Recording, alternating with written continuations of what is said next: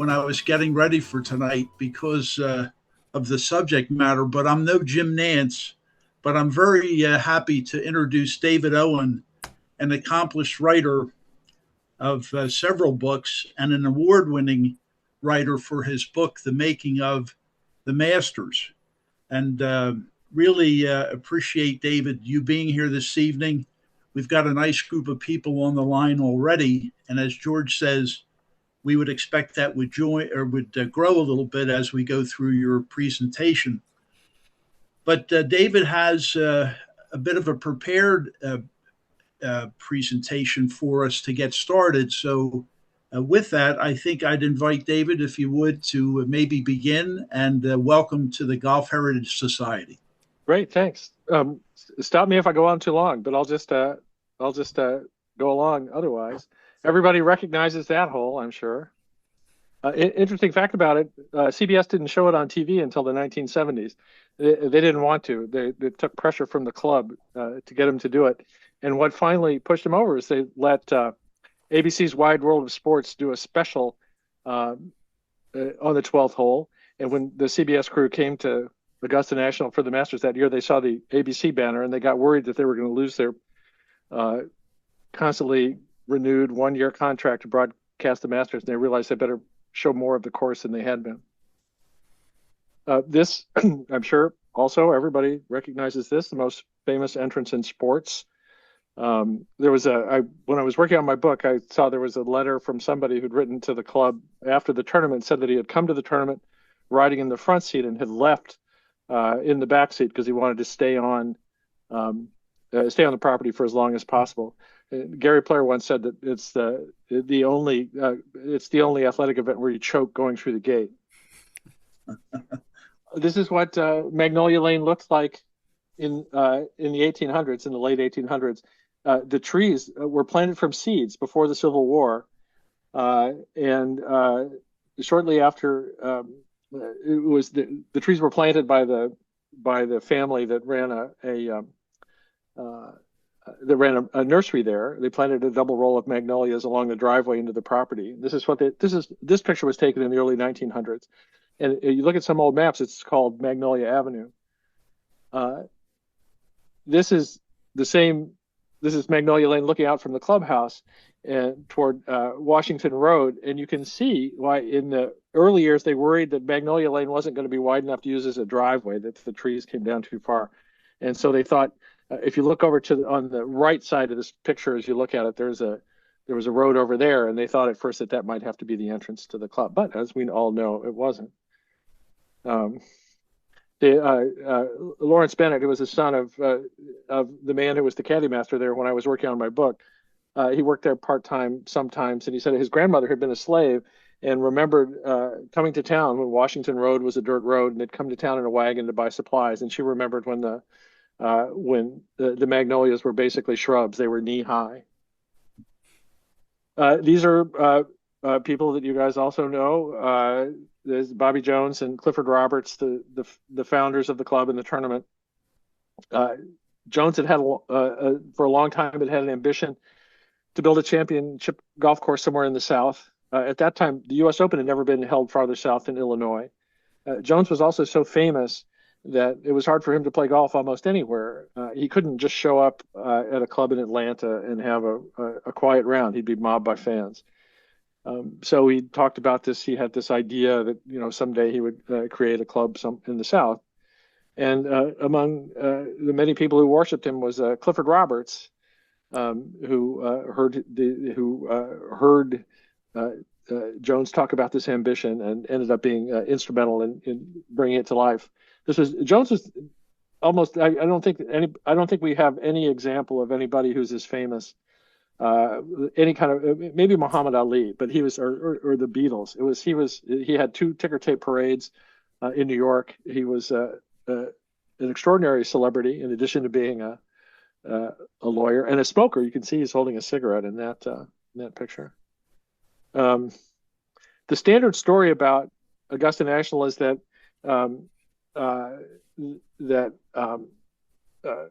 that Jones inspired it and that Clifford Roberts financed it, but it's actually not true. Roberts was close to broke when Roberts was close to broke when they began in 1931, and Jones was actually wealthy, especially in the context of the Depression. Roberts had the worst childhood ever. His father was a ne'er-do-well he was always scheming. He tried and failed at a long list of crazy enterprises. He would buy a crappy business and then sell it to buy a crappy farm in another state and then sell that. He was constantly suing people who he felt had cheated him.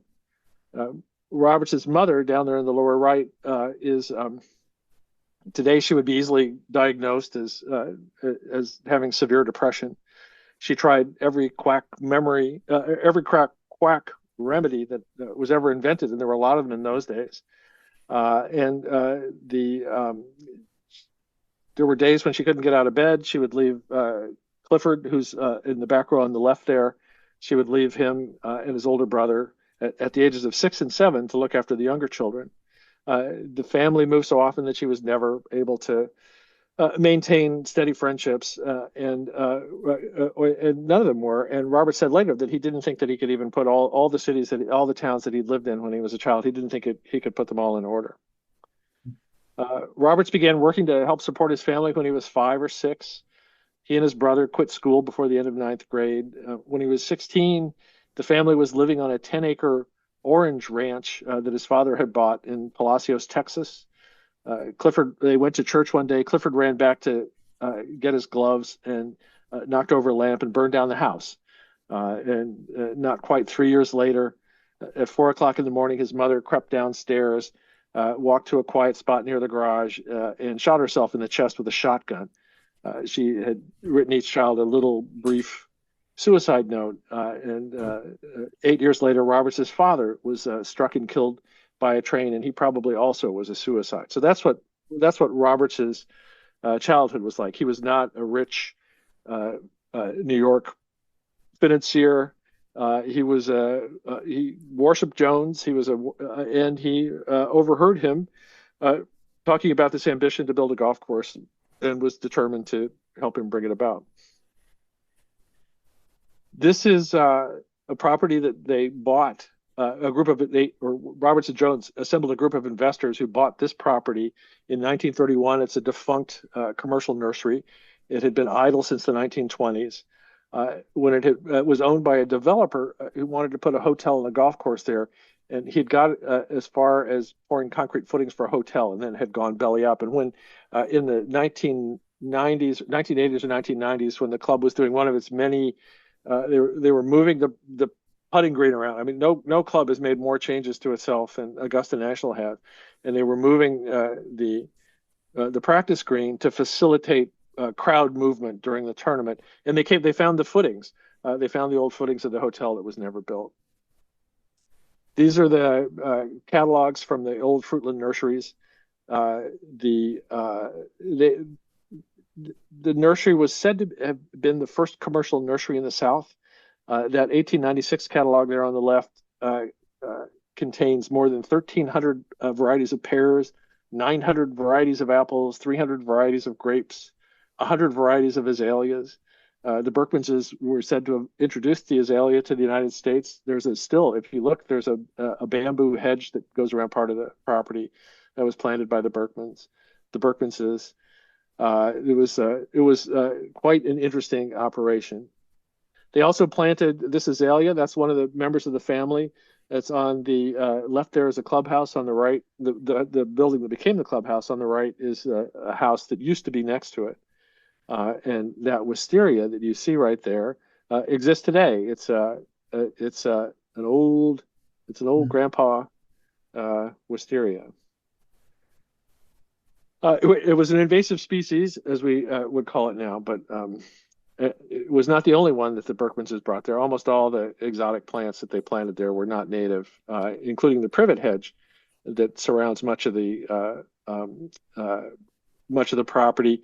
It's descended from 10 cuttings that the Berkmans imported from France around 1860, and has been called the mother hedge of all privet hedges in the South.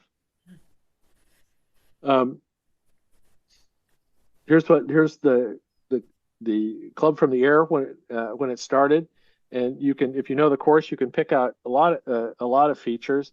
This is, if you can see my cursor, The ninth green hasn't looked like this in a long time. It had these very distinctive rabbit ears. There was a fairway bunker on 9, but it was in the fairway, and it was much closer to the green than any bunker now. You can see this is the first hole. You can see a fairway bunker here. It's sort of the same basic shape as the hole, but that hole also had this sort of Pine Valley-like waste bunker up short of the green. Some other features. If you know the course, you can see here the creek that used to run at the bottom of the first fairway in the valley down there, in a swale down there. It was known to members as Shoey's Gulch because there was a member named Clarence Shoe who was often hit his ball into it. He would top it off the tee and it would roll down into it. He later happily financed the filling in of Shoey's Gulch, which they needed to do in order to build a press building. They bought an old Quonset hut and made the first press building was down sort of in this valley down here. Shoe was once he was playing with some other members, and he hit a terrible. It was I think it was on the 7th hole. He sort of topped his drive again into some tall vegetation that was right next to the tee, and he said, "Oh, I must be the worst golfer in this club." And his caddy, who'd been around long enough to hear stories but not enough to recognize faces, said, "No, sir, the worst golfer in this club is Mr. Shoe."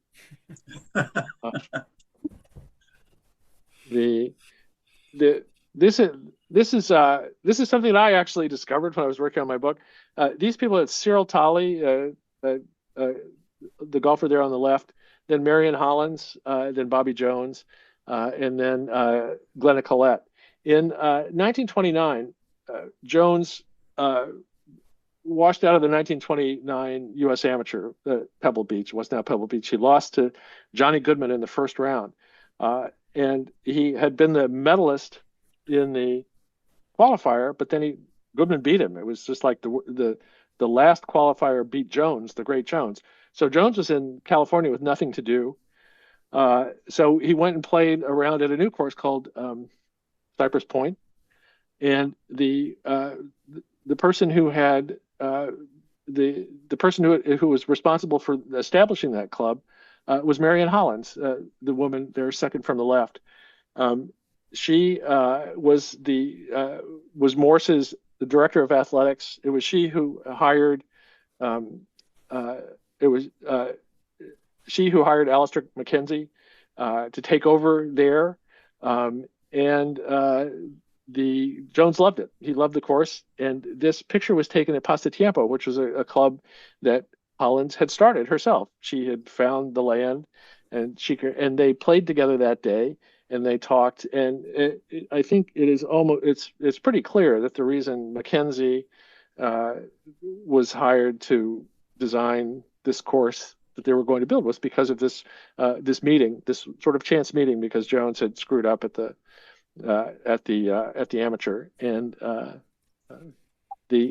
it wasn't only that she introduced him; she also gave him and Roberts the model for what they did. This is Holland. She's a historian herself. She's remarkable. She had, in addition to being a great player herself, she started a club on Long Island called Women's National Golf Club in the 1920s. It was women only. It was basically wealthy women whose husbands had gotten tired of playing golf with them, so they started their own club, and it was tremendous. One of the people she hired, the person she hired as the pro, was Ernest Jones, who's one of the great teachers in the history of golf instruction. He'd lost a leg in the First World War, and that was it sort of led to his breakthrough in the idea of the swing, that you swing the club head. That was Ernest Jones. But anyway, she discovered him. She brought him to Women's National. She introduced Jones to Alistair McKenzie. Here's McKenzie right here with his wife. Everybody has a cigarette in all these photographs. You'll notice that Mrs. McKenzie is wearing high heels on the green there at Cypress, and also carrying her husband's camera. These are one of the, in addition to introducing Jones and Roberts to Alistair McKenzie, Marion Hollins introduced them to Olmsted Brothers, the great landscape design firm, which was now run by the sons of Frederick Olmsted, But the club hired them, as Hollins had for Pasatiempo, to do the landscaping plan for this new club that they were going to build in Augusta, Georgia. They did the same thing that they'd done at Pasatiempo. They, in addition to doing a landscaping plan, they did a real estate plan. The original the original idea at Augusta National was to do what Hollins had done at Pasatiempo, which was to sell building lots around the course. And you see on these, you could buy, these were all for sale. Here's let's see, here's Magnolia Lane. You could buy, why not buy a 5 or 6 acre building lot overlooking the 10th hole, or overlooking the course. They were all around the course. There were a couple of dozen of them. And you would think that nowadays they would have sold like hotcakes, but they didn't. In fact, the club had a tremendous difficulty not only selling real estate but attracting any members at all. Their original goal was to have 1,800 members. Initiation fee was going to be $350. Dues were $60 a year.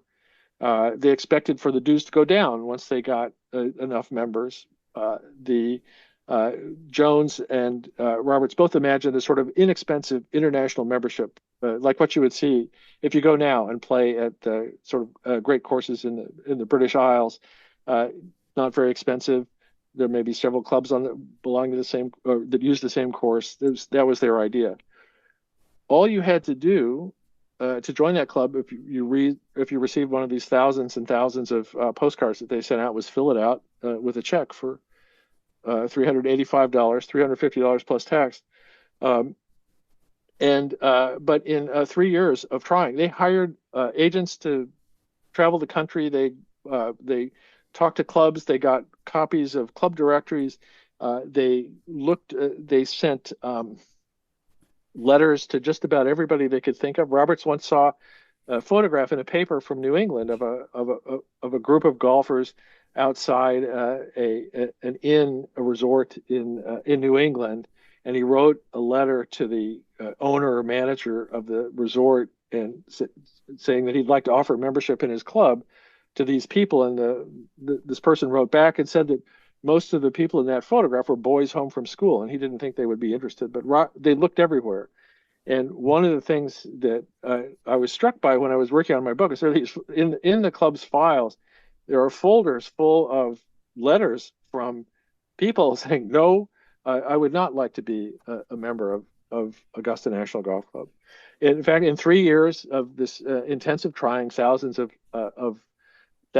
invitations, they managed to sign up just 76 members in 3 years. Their original plan was to tear down the house that was on the property. It was a wreck. They were going to tear it down. They were going to spend $100,000 to build a new clubhouse, a great big clubhouse. This is not a picture of the clubhouse that they were going to build, but it's a house that was designed in the area by the same architect. And this was the basic idea. It was going to have huge columns in front. It was going to be a big Southern colonial mansion, much bigger than this, but with wings on either side. There was going to be a men's locker room on one side, women's locker room on the other. There were going to be two golf courses, a championship course and a women's course. There were going to be riding trails and tennis courts. It basically following the model of Marion Hollins at Pasatiempo. It was going to be a huge thing. The new clubhouse was going to cost $100,000, which was also the budget for the golf course. But they didn't have the money. The reason that clubhouse stands today is they couldn't raise the money to tear it down. And it would not necessarily have been crazy to tear it down, even though it looks big. It's small. It was a kind of a warren of tiny rooms. It was cold. It wasn't plumbed. It wasn't wired. It was more like your basement than like a clubhouse. But they didn't have the money. They couldn't do anything about it. So they kept it. And then, of course, we're glad they did. In all those efforts that they made to sell building lots, they only succeeded once. there was a member named Montgomery Harrison who bought 3 lots. And this is looking up the first fairway toward the first green. The house that Harrison built for himself was this big house right there, and there was another one to the side there. And if you have frequently visited the tournament or watched it on TV, you've surely heard Phil Harrison, the son of Montgomery Harrison. He was for many years the tournament starter, and he would say, "4, please. Jack Nicklaus now driving." That was Phil Harrison, and now his son Phil Jr. often fills that same role.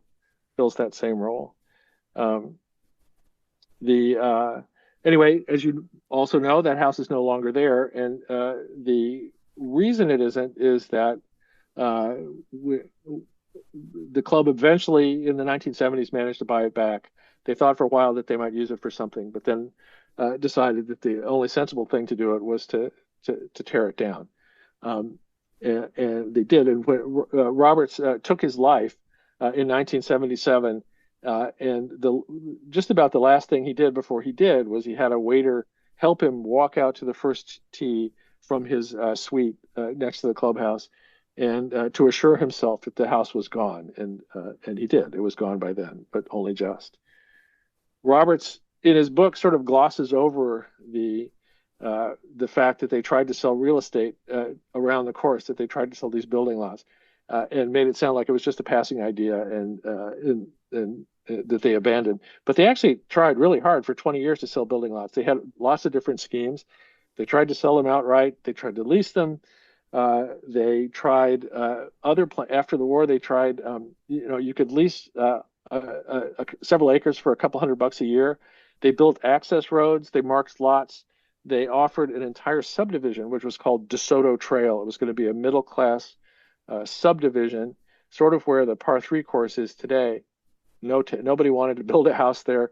They offered the whole thing to real estate agents. One made a sort of a lowball offer, and then they dropped it. And by the time they gave up in the 1950s, so they really tried for 20 years. In the 1950s, the club was on firm enough footing after the war that they were able to not build houses around the course. Here's another old aerial photo of the property, and of the course, and you can see these tiny little trees. They were just little tiny trees. They hadn't started to come in yet. This is, I think this is the 14th hole. This is another of these sort of Pine Valley-like waste air bunkers. It wasn't really in play. This was Mackenzie's fond of these. At Cypress too, bunkers that look like hazards from the tee, but are easy to avoid if you hit a halfway decent shot. So this was easy to stay out of, but it was in your face when you stood on the tee, and he liked that. But it's not there. It's not there anymore. Long since.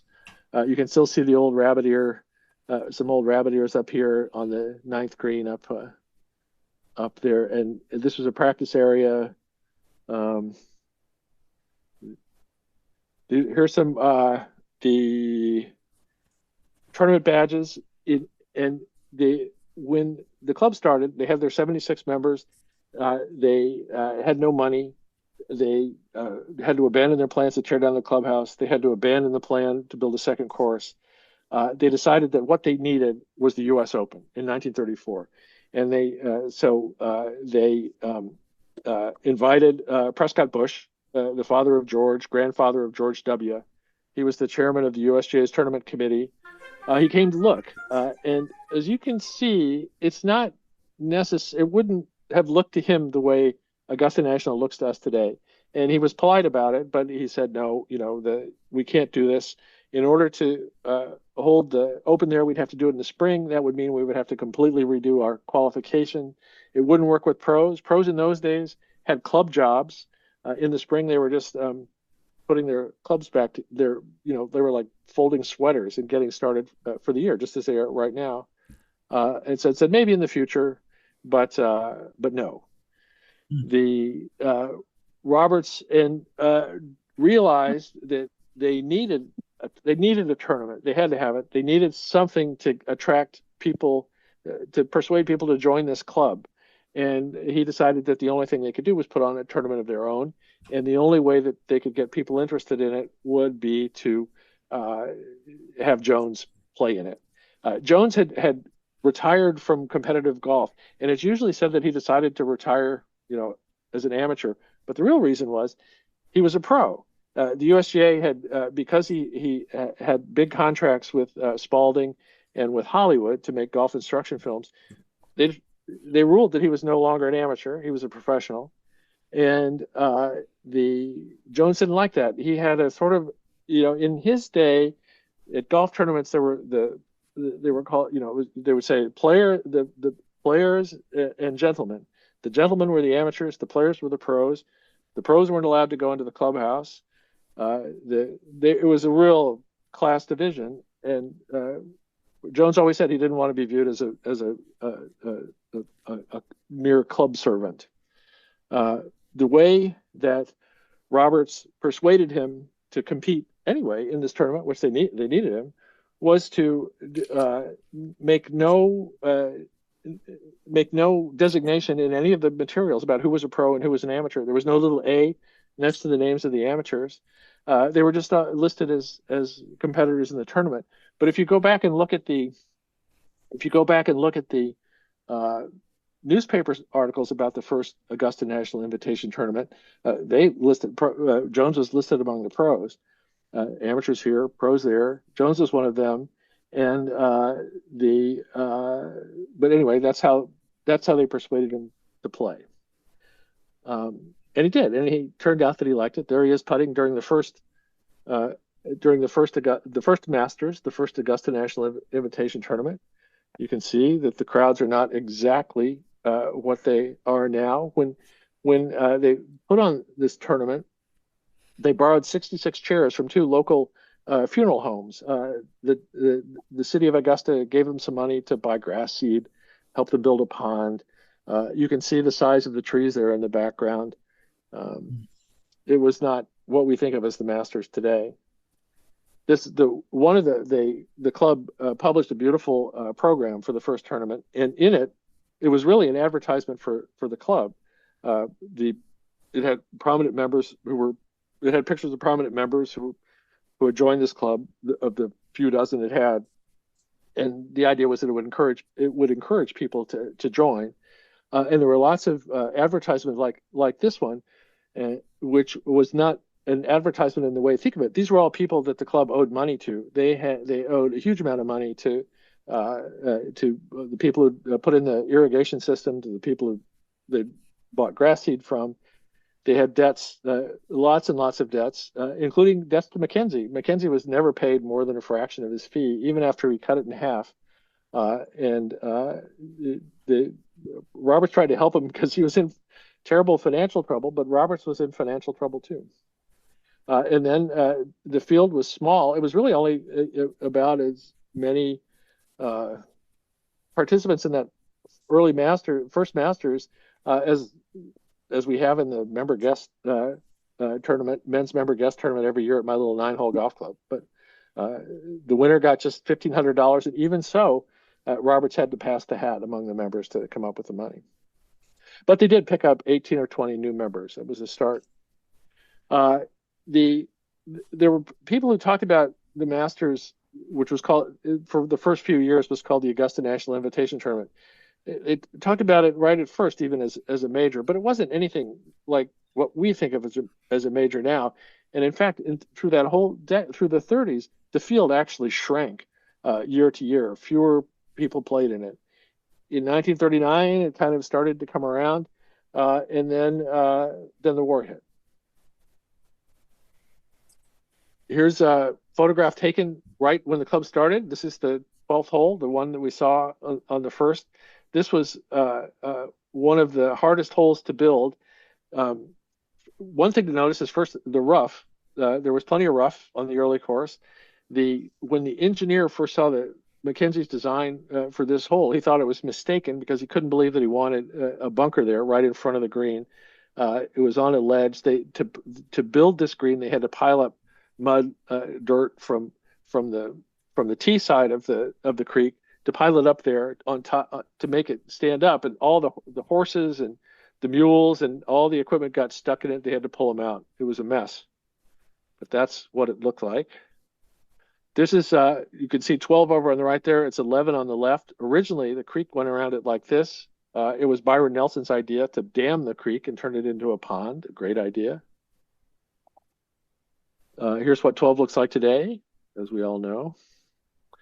This is the original 10th. It's an old postcard showing the 10th. 10th is over there. The original green is over here on the right. The green now is down here, and it was the hole was redesigned by Perry Maxwell. This spot where the original green was shady and damp, and it was just a bad place to have a green. And so moving it down not only solved that problem, but also made it easier to move. Later made it easier to move people around. Perry Maxwell was one of the. There have been a succession of great architects who have contributed to the design of this course. It's surely in the world the most changed golf course year to year. You never see it because they're so good at completely tearing it apart and putting it back together by the time the club reopens in the fall. But it's Jones referred to the course as of truly national design, and it really has been. It's not just architects have contributed to it, but fans, golfers, suggestions. They've listened to everybody, really. There's the 10th as it is today. The sort of the bunker that nobody ever hits into is the remnant of it's like the vestigial bunker from the original what was originally a greenside bunker. It's a much better hole now than it was when Mackenzie designed it. The change was. So I think it would be very high on almost anybody's list of the great par fours in the world. And what really made it great was Perry Maxwell's change of the original design. This is the 8th.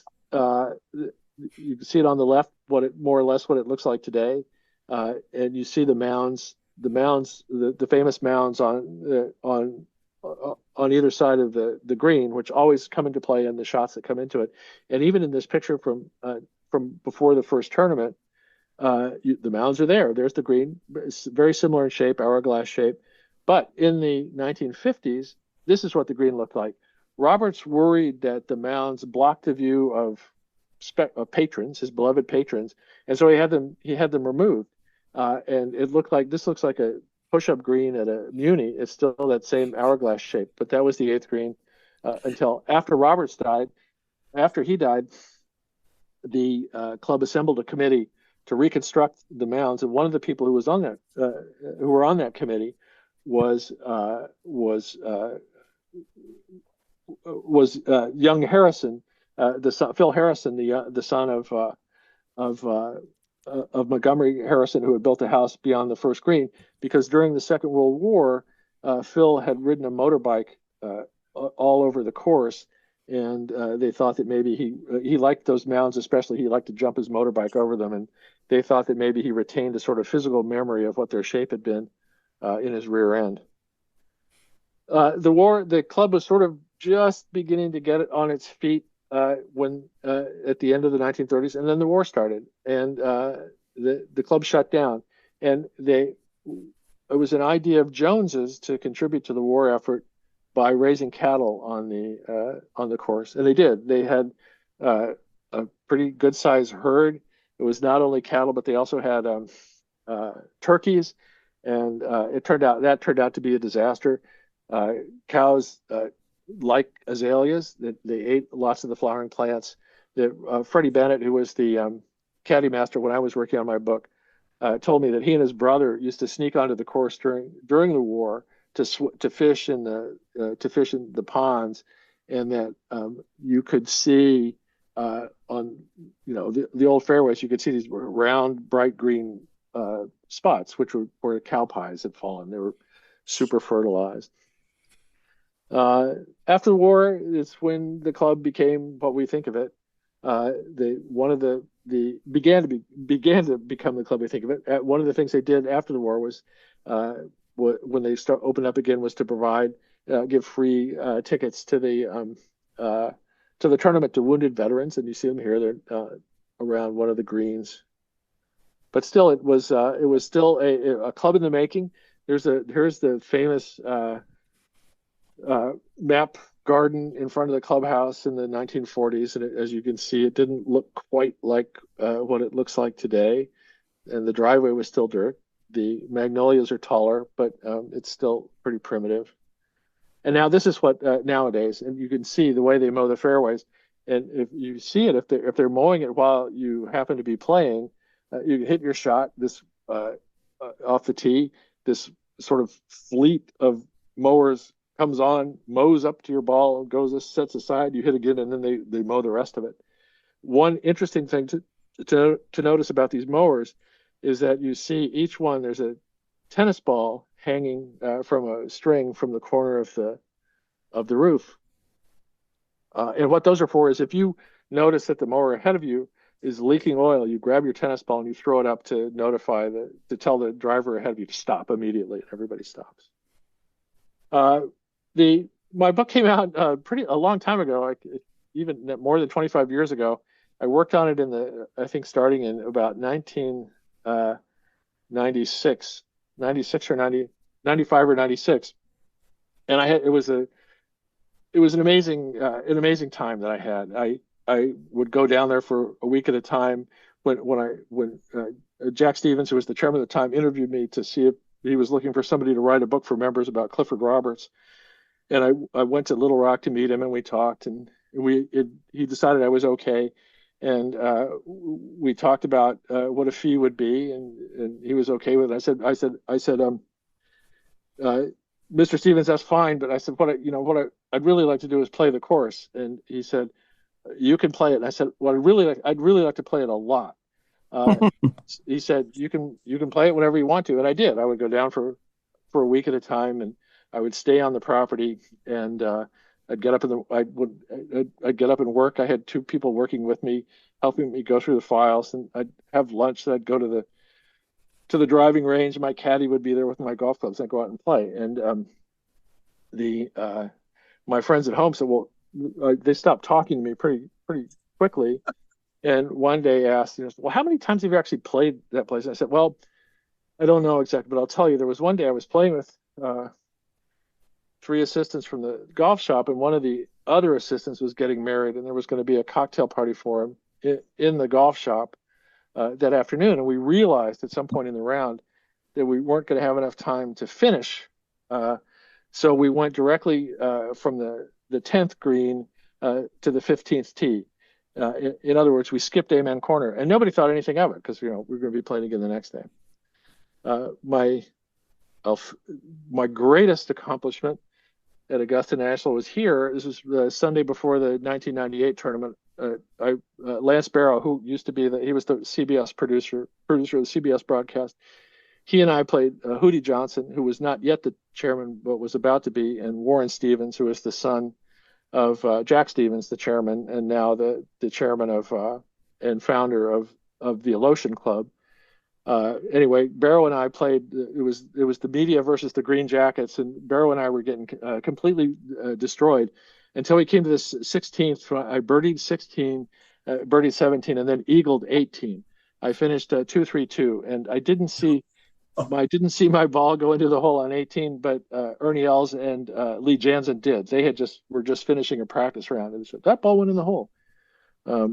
Anyway. I never talk about it, though, of course. But my friends often say, well, if you had one round to play, where would you play? And would you want to play at Augusta? I said, actually, no, I would play at my own club. And now I'm going to just say a few words about my own club. It's a 9-hole course.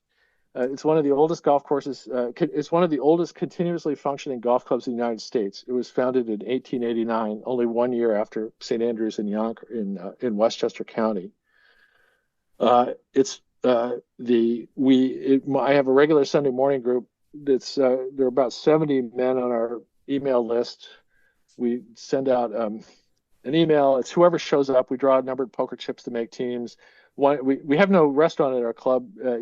We take turns bringing lunch for everybody, and we have some of our own rules. And one of them, we just for the winter we have, if you wear shorts after November 1, you get an extra handicap stroke, and that's why we're all wearing shorts here. And if you you can see here, this is a young kid who played at in a Division I college. There had to be a ruling against his socks. His socks were too tall. And after December 1, you get 2 handicap strokes. We handle our playoffs differently from the way they do at Augusta National. The one on the left here is a guy who died a few years ago, but it was lob shots onto the practice green from the bed of Fritz's pickup truck. So he backed his pickup truck there to the fence next to the practice green. The one on the right is a guy named Les. He's standing in the urinal in the men's restroom, and the playoff was a throw to the practice green closest to the hole. And we have a terrace there, and this was a friend of our one of members named Harry died a few years ago, and his wife sent us half his ashes. We got 3 pounds of Harry's ashes, and we spread some of them. We put some of them under a stone in the patio, and we spread some of the others around the course. And then what was left, we took with us on a golf trip. We took him to Atlantic City on our annual fall golf trip to Atlantic City. So Harry got to come too, and he actually won money. We figured out a way to put him in the competition, and we were able to send a check to his wife. Anyway, that's all I got, and I would be happy to answer questions. David, did you mention the name of your club? It's called Washington Golf Club. It is. It's not very big. We have 9 holes. There are a number of 9-hole courses in our part of the world.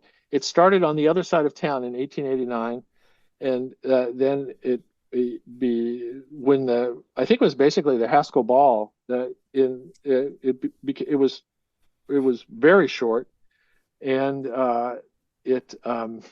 they moved across town to a course that was much longer. But now, I mean, we're still the shortest par 71 golf course in Connecticut. You have to play it twice to get 18 holes, but we do. But it's a terrific course. I've never gotten tired of it. When I started playing golf late, I started at 36, and I joined this. A friend of my wife's and mine took me out to play. We played 9 holes. I was terrible, but somehow I loved it. I knew that that's what I wanted to do, and I also knew that if I wrote about it, I'd be able to have a lot of experiences. And so I called my agent. I said, I want my next book to be about. I want to write about golf. So I went to golf school, and I went to Scotland, and I played in the pro-am at the Disney Classic, and I did all these things. And then I decided that I better belong to an 18-hole golf club too. So I joined one of those, and I was there. I belonged for, I think, 10 years. And when I finally quit, it was the club had just done a big, expensive renovation of the clubhouse. And I realized that the only thing in my fancy new, walnut locker was the key to the locker, which I'd never picked up. So I quit. Well, I was reminded when you mentioned the Washington Golf Club, we have a group that plays out of Foxburg in Western Pennsylvania each year, a 9-hole course. They also lay claim, I think, to the oldest continuous run golf course for 9 holes. I don't know if we have any Foxburg. Oh yeah, 1887. Yeah, that should be it. Yeah. Yeah, please come play there in the Foxburg Hickory Championship, David. We'd love to have you. Oh yes, I know about that Hickory Championship. Yeah, we don't. I tried the Hickory clubs once at. I did it. I got a Golf Digest assignment. This was why I took up one of the reasons I took up golf. I got a Golf Digest assignment to in one trip play all the golf courses in the British Open Rota, and I did it, and it was great. It was 14 courses in 14 days, and it involved lots of logistics, and plus I played a few extras. I also played a number of courses that were not on the Open Rota. It was a great trip, but one of them I tried to play with I tried to play with hickory clubs, and it was just impossible. And with imitation old style balls, and I don't see how anybody did it. I don't. It just almost doesn't seem possible to me. Anyway, my Please come play. my We'll teach you. We'll my hat teach you goes how. off to people who do it. Yeah, It's not easy. actually, I would say many of the people that are on the call, David, have played hickory and make it a regular part of their year. Maybe not completely converts to the hickory shafts, but Yeah, they do. We have some organized events throughout the year, and as James Kaiser invited you, we'd love to see you yeah, join us great. sometimes with that. I did. You know, I almost, I guess I'd love to. yeah, I David, hey, almost felt like we would have given you a standing ovation when you put that plaque there, Birdie Birdie Eagle at Augusta. Man, that's a Imagine that. tremendous. I mean, we've all watched the play at the course so many times, and to just imagine how you did that. Uh, Well, it's a really that's interesting course. It's a great course, and what's amazing about it to me is that the we know what kind of a challenge it is to the best players in the world, but it's also a very comfortable members course. And at the time of that book, I think the average age of the membership was in the 70s. They're younger now, or the average age has come down now. But you could do what I did. I was playing the course was basically in tournament condition. It was, 4 days away from the start of from the first round, and I had, my best round there. And it's an amazing thing, and I think it's part of the genius of Mackenzie and Jones, mostly Mackenzie, but Mackenzie and Jones, which is that there a lot of it doesn't have a lot of the things that punish high handicap golfers. It's hard to lose a ball. There's not a lot of out of bounds. The Even now with the second cut, if you're, I'd rather be in that. I mean, it's your ball sits up a little better. I've caddied there. One day I was there. Here's my caddy badge. I was there working on my book, and there were so many members and guests there to play that I wasn't going to get a chance to play, and they were short of caddies. I said, I'll caddy. So I got a white jumpsuit and I got my hat and my caddy badge, and I was caddying for a very low, like a 3 or 4 handicap golfer in a group of good players with a young member and 3 guests.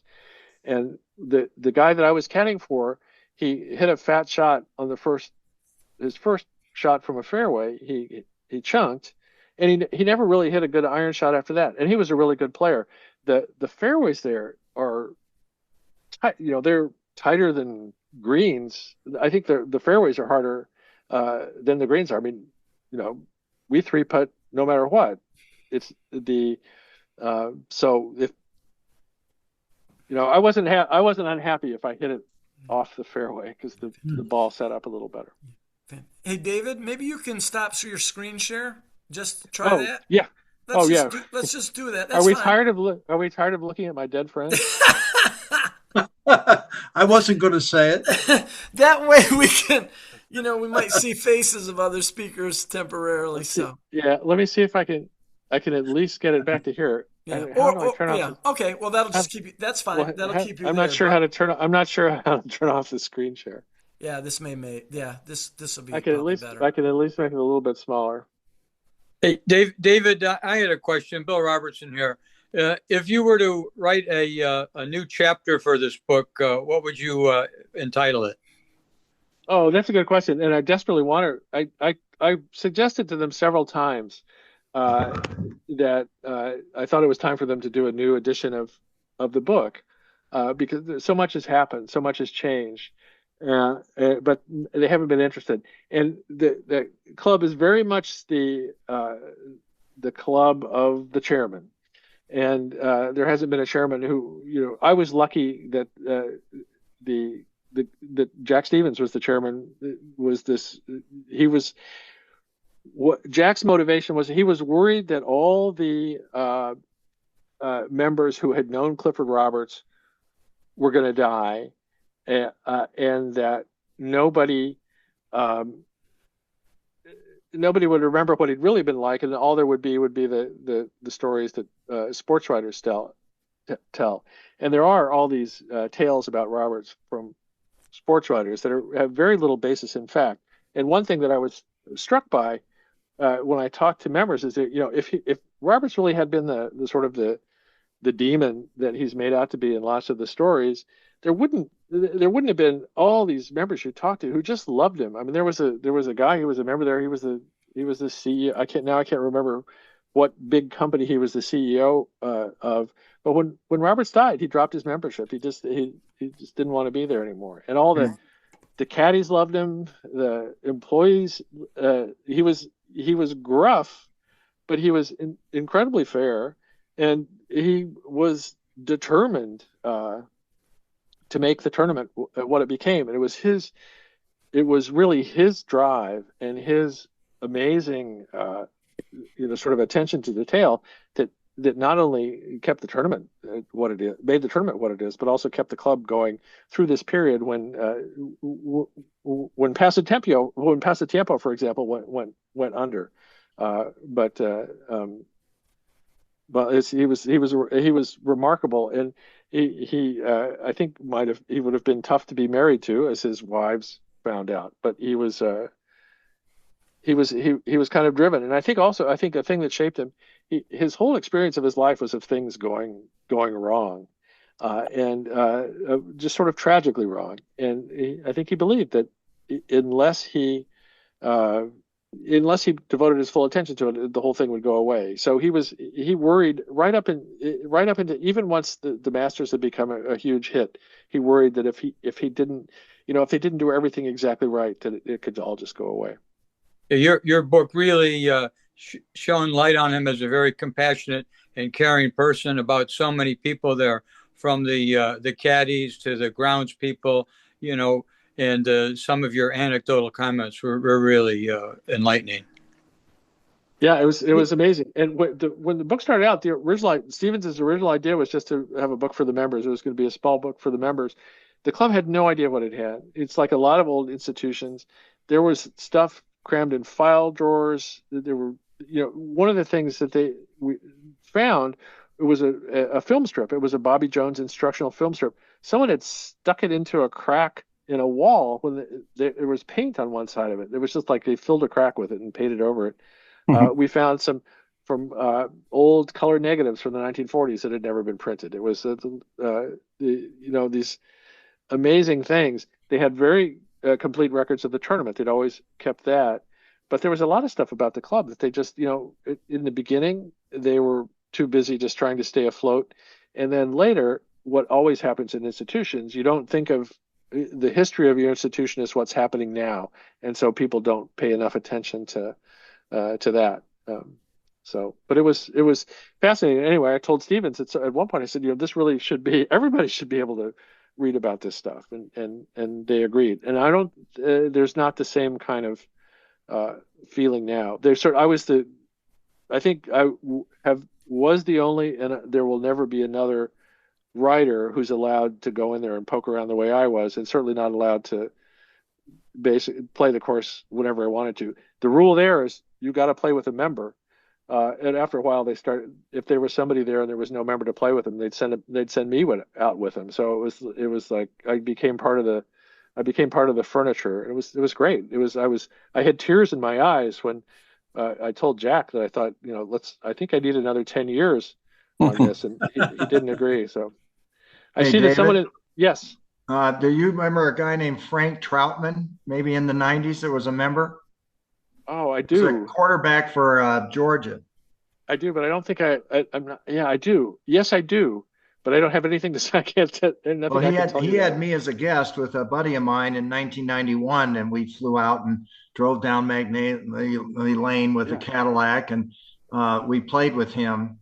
And my dad was a master watercolorist, so Dad painted a painting of number 12, and I sent it to Frank as a gift. And it was great. A beautiful painting from my father on that hole. Oh, how great. Here, I see someone asked a question about Herbert Warren Wynn. I never met him.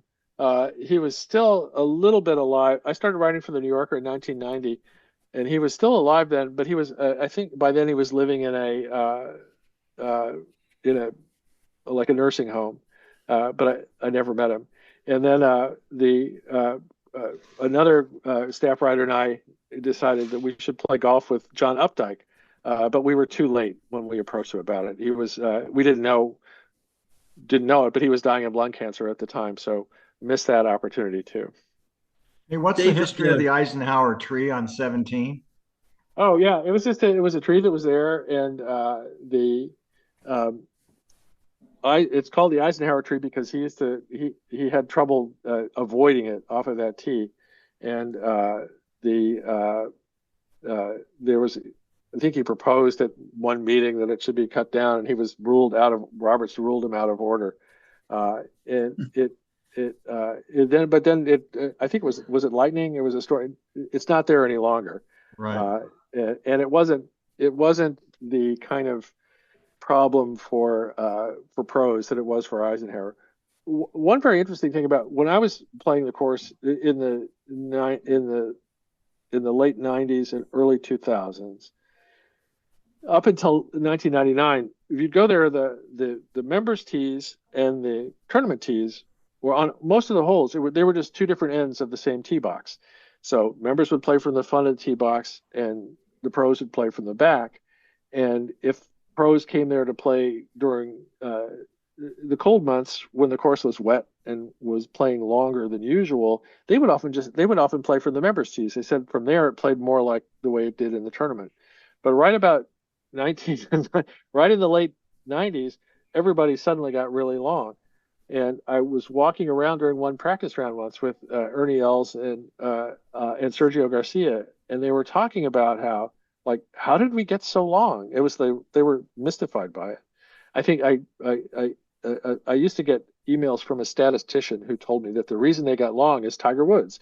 That Tiger was so long that everybody else started. It was like it was like breaking the 4-minute mile. Suddenly everybody was hitting it farther. But it definitely came in a sort of all of a sudden it changed dramatically, where now you stand on some of the members tees and you look back and you can hardly see where the pros tees are. I think they changed that trap on 18 because of Tiger, because he was driving over the trap. Yeah, very possibly. They moved. They really that course. More changes have been made to that course definitely than anywhere. And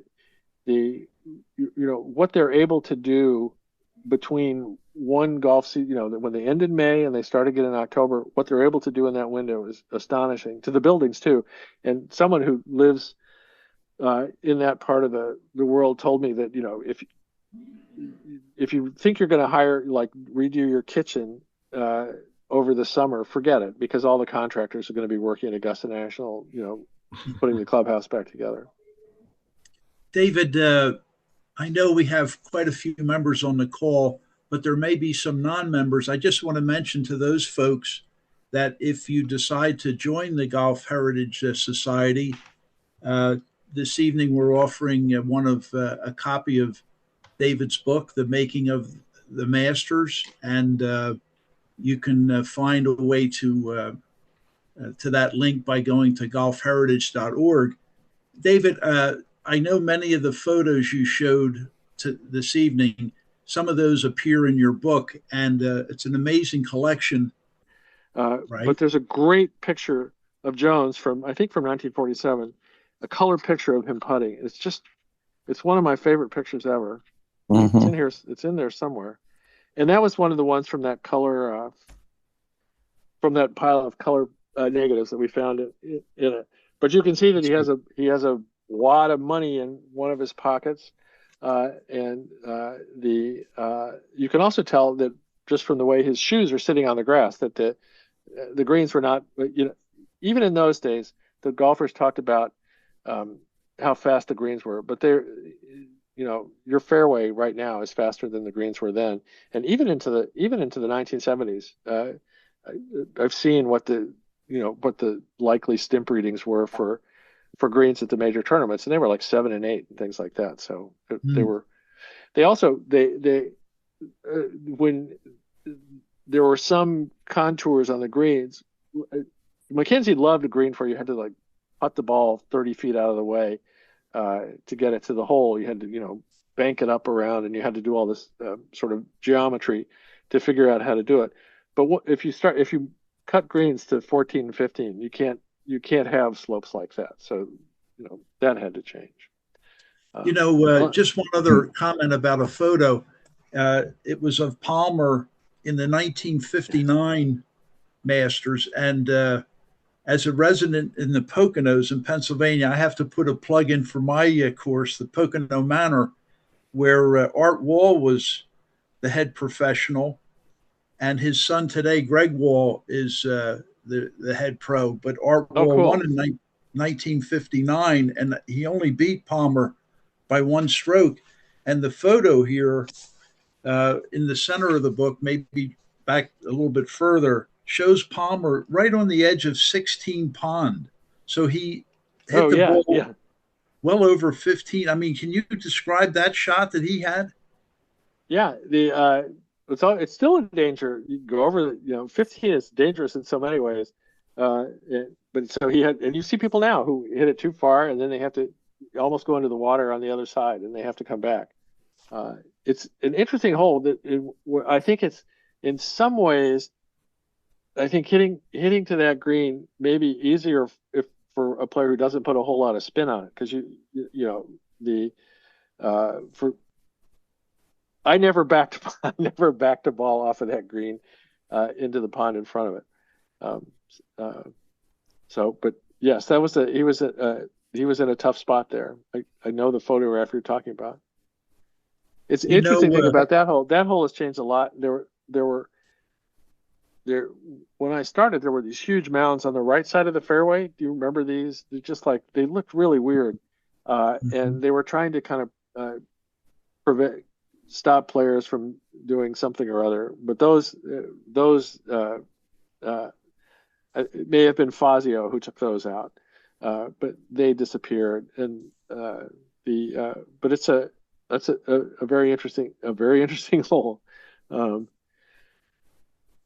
What Mr. Jones, number one, I read your book every year, and it's great. And there's always things that when I reread it, I discovered that time that I didn't pick up before. So thank you for the book. It's great. Thank you. One of the questions I have is, when the club was really struggling, why did Jones, after getting reported $250,000 from Warner Brothers, why would he not have helped the club with the debt, or at least paying Mackenzie? Roberts didn't want to take any money from him. The idea was that you've done enough. This is for you. I think in the end he did pay some money. His father did, but Roberts was kind of adamant about it. It's true. I think a lot of people have had that question. He did have especially by the standards of the Great Depression, he had a lot. He was a very wealthy man, but Roberts was determined that he was going to pull it off, and it was going to be a monument to Jones. And I think that's probably the main explanation of it. Did you ever find in your archives the first tournament they had? I'm not sure the days are right, but like on a Monday or a Tuesday, they had a putting contest before the first Masters, a chipping contest, an iron contest, and even a long drive contest.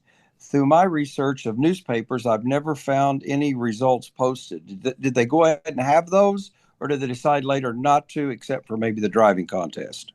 No, they had a number of them, and Roberts thought that they were important to have these special events that would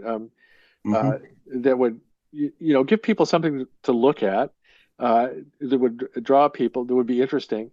And so there were a number of them, and I think we have a few pictures of them. But he also had ideas that they never did do. He had this idea that it was like a ringer match where where the people in the practice rounds would be competing in a certain way, but that didn't work out. But an interesting thing, anyway, Roberts loved the special events, and which evolved into the par 3 contest, which I think now sort of plays the role that those did, and even more so. And for a long time they didn't, as you know, they didn't show it on TV, and you had to be there to see it. And now you can watch the whole thing, and I think it's for a lot of people it's a big part of what the tournament is, and especially something to do before the tournament itself starts.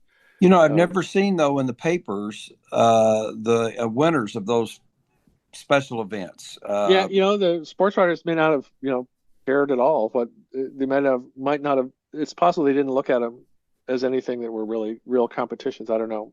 Gotcha. There's a chance if you win the par three, nobody that's won the par three has ever won the tournament. All right, you're not supposed to win it. Yeah, isn't that where Roberts committed suicide? Was on one of the lakes on the par three? It wasn't not on the par three, but it's down that way. He was careful not to do it any place where that would be part of anything happening at the club, but it was down that way. And suicide runs in families, and he left the note that he left his wife was in pencil on a little piece of paper. It was not that different from the note that his mother left him when she killed herself. He was not depressed in the way that his mother was, but he had a heart situation, and he had been to Texas to go to a heart doctor, and he'd seen the word dementia in his file, and I think that he just decided he wasn't going to live that way. He didn't want to go there. And so he got back to Augusta National, which he viewed as his home. It was really the one home that he had. And then that night, and I think it's clear that he had help. There was a Pinkerton night watchman who probably drove him down to the spot where he killed himself. There's no way in a golf cart. There's no way that he could have. He had trouble walking. He couldn't have walked down the hill by himself. But anyway, he went to a spot that was out of the way, that would not be a place where people during the tournament would go, and shot himself there. Wow! Didn't they spread his ashes on number 2 or something? No one knows. No one knows where his ashes are. It's not. They didn't record it with photographs the way we did with my friend Harry. Also, we had lobster macaroni and cheese, and I slipped some of Harry into the lobster mac at lunch that day. Oh, David, I see we have some other questions. Buzz, why don't you go ahead? Buzz Land. Yeah, great. Thanks very much. Thanks, David, for this wonderful evening. 2 very brief comments. The first is just, more than anything, I love the joy that you find in this wide breadth of golf experiences. I mean, from this part of the scale to this part of the scale, and that's wonderful. And secondly, knowing you were speaking tonight, I'm talking to you from up at my home in Vermont, and I dug out an old article of yours, Playing Out of the Snow. Oh, yeah. If you remember writing that.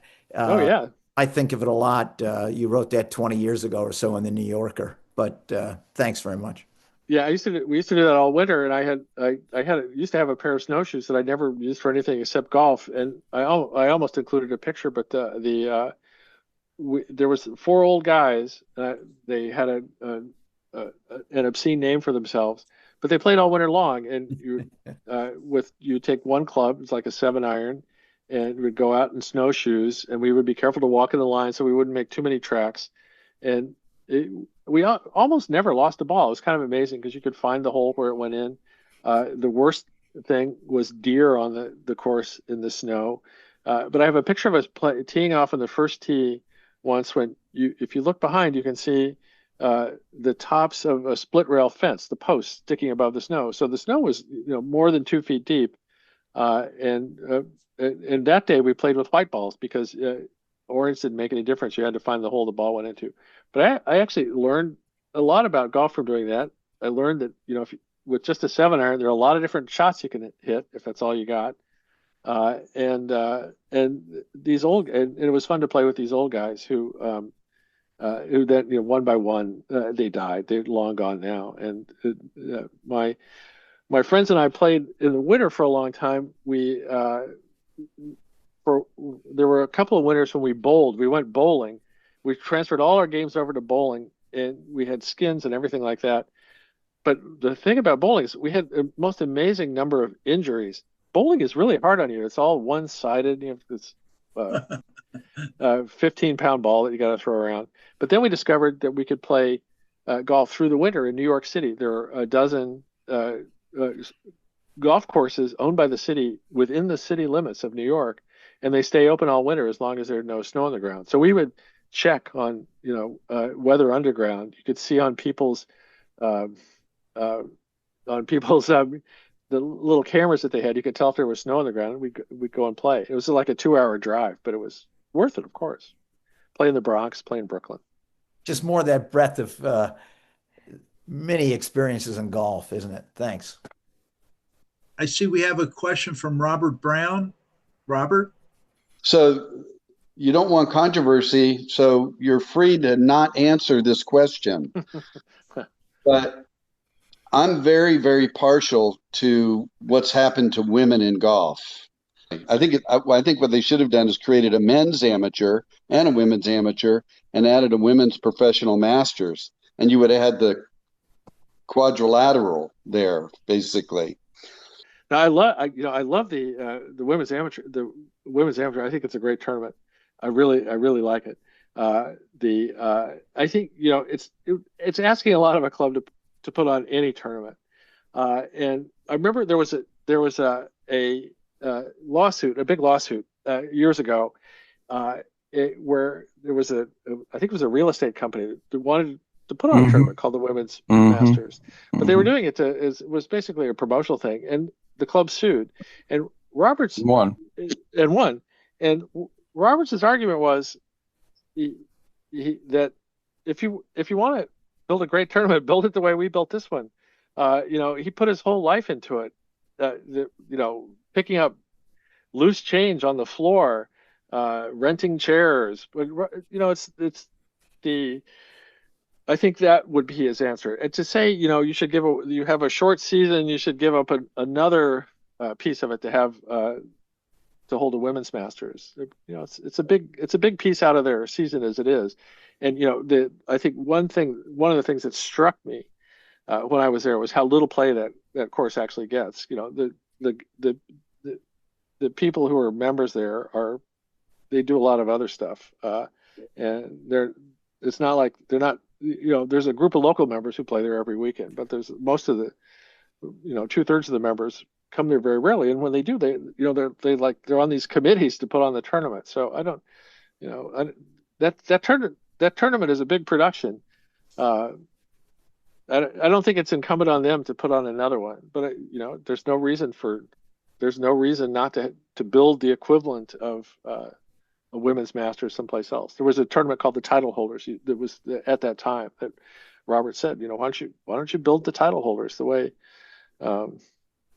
we built this one? So that would be I think that would be my answer. I'm a big fan of women's golf, but I don't think and I think that club has been Jack Stevens personally, but also the club has been strong supporters of women's golf. They've been given a lot of money quietly to the LPGA. The women's amateur has been good for women's golf. They were big supporters of the first tee. So I don't think they've let people down. The one thing that I thought about is what if the Saudis instead of starting Live, which I think is just like the dumbest thing ever, what if they had bought the LPGA and made the purses bigger than the purses in the men's tournament? I think it would have been.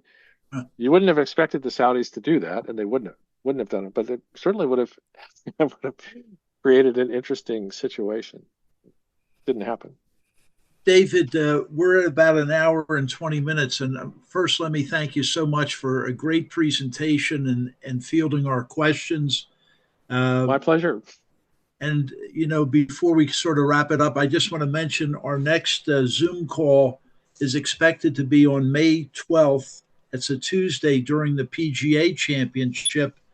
and I'm very happy to report that that evening our guest will be Hal Sutton, the 1983 PGA champion, and also one of our members, David McKessie. The topic will be the PGA Championship and also the trophy that Walter Hagen had sort of not misplaced, but sort of disappeared for a bit. There was some other things done to replace that trophy, and David McKessie will speak to that whole story related to the PGA Championship. I have a question really quick about the women's. Didn't they have a women's Augusta Invitational back in the 30s? Because I know Marion Miley beat Babe Zahari 7-6 and won. That God, that I don't know. I know they had a senior tournament. It was basically the beginning of the senior tour. I don't know. Yeah. I don't think I've forgotten this. I don't think if it happened, I don't think I knew about it. It's in the book. Is it in my book? It's in Beverly Bell's book about Marion Miley winning at Augusta and beating Marion Miley beating Babe Zahari 7-6 and winning the tournament. I'll have to find it. Yeah, that would be awesome. Yep. If I can ask one more question, because I don't know that name, but it rings a bell. There was a woman amateur that was murdered at a. That's Marion Miley. That's Marion Miley, 1941. This story gets more and more interesting. Yeah. That PGA Senior, you do talk about that, a very interesting part of the history there, David. And I know Frank Cantrell was on the call earlier. His guy at Columbia was Frank McLeod. Yeah. And I'm sorry, Fred McLeod. And he won that. Yeah. He won the 1938, as you reported in the book. And I know there's, just about everybody on the call, too, is a collector. He beat Otto Hackbarth, and Otto was famous for his putter design, which was like a triangle with an open triangle in the design of the head. So I was pleased to see that when I was reading the book, that the addition of his name to that. Fred McLeod, and who was the other one? Who were the honorary starters? The two guys who got older and older and older. Jock Hutchison. Hutchison. Yeah, right. So that's why they became the honorary starters. Mm-hmm. Yeah, well, they were. I think there was an idea. It was an idea. I'm not sure where that idea came from, but then it's carried on, and I guess it's kind of it's your next to last stop before the end. I see. Yeah. To be understood. So I guess you're happy to be honored, but it must be a little bit unsettling to think that you're now the honorary starter. Yeah. I would like to make a comment on the gentleman that talked about the ladies tournament, and your comments too, Mr. Owens, is look what they've done in the last 10 years at Augusta National, from the women's amateur tournament, which is a tremendous thing for women's amateur golf. But look what they've done also at the dry pitch and putt contest for kids and their parents. I love dry pitch and putt.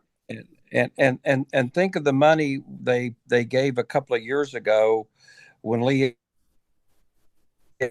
Elder was the honorary starter, one of them. They gave lots of money to the men's program at the college there in Augusta and the women's program, and they gave a huge amount of money to the Boys and Girls Club in Augusta.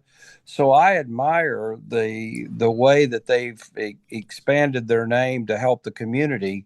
And, you didn't see that much in the 70s and 80s and 90s, where they've reached out to different organizations. That the dry pitch and putt thing's tremendous for kids and their parents. Yeah, it is. It's great. And I think it's cool that you'll see competitors who are going to play in the tournament who are there they'll come and watch. I remember, seeing guys who've even won the Masters where they're watching the kids. And it has to be an amazing thrill. Also, through the years when they're building up the tournament has played a huge part in the economy of that city, and it wasn't easy to sell tickets.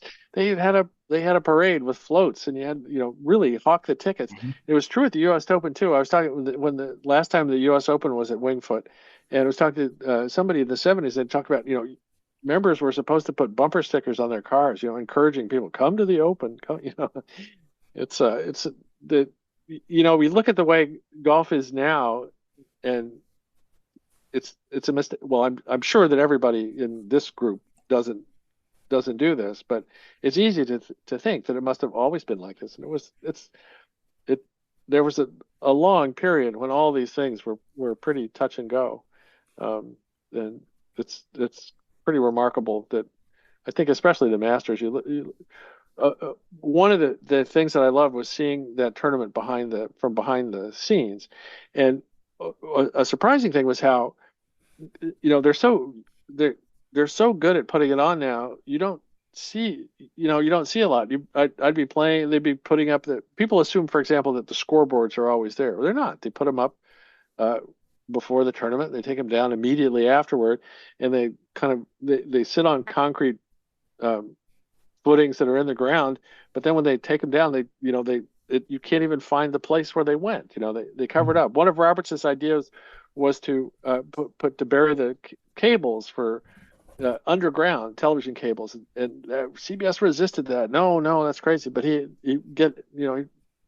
getting everything out of view and doing the reason the cups are green is he didn't want anything to show up on TV, blend in with the grass. And anybody who litters, somebody will pick it up. And to me, one of the most remarkable things, some friend of mine, a younger friend from mine, went to the tournament with his father. And one of the things that he liked about it was that you can't have a phone. And it's so stupid. You go to a golf tournament, you see people, why are people making video on their phone of this thing that they could go home and watch on TV?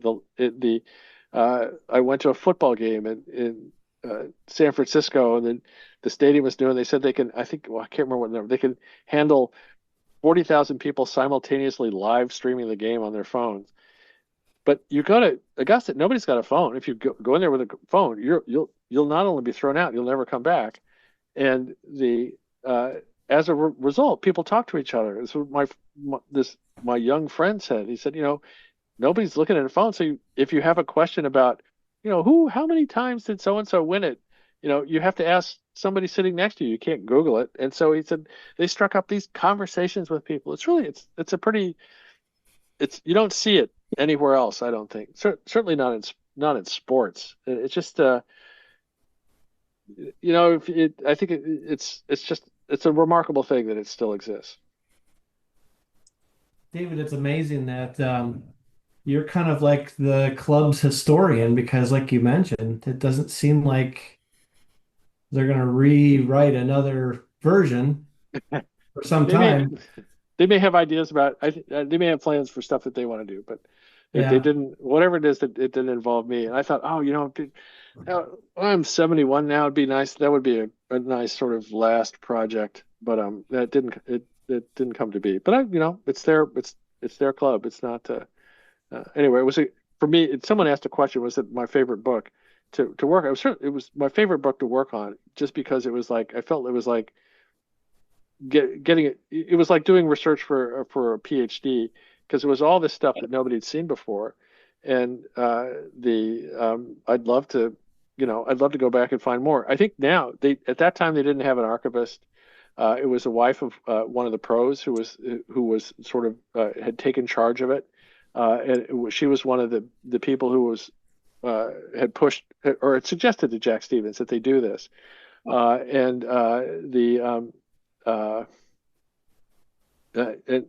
now they have a real historian, real archivist, and stuff like that. I see someone has a question about the patch.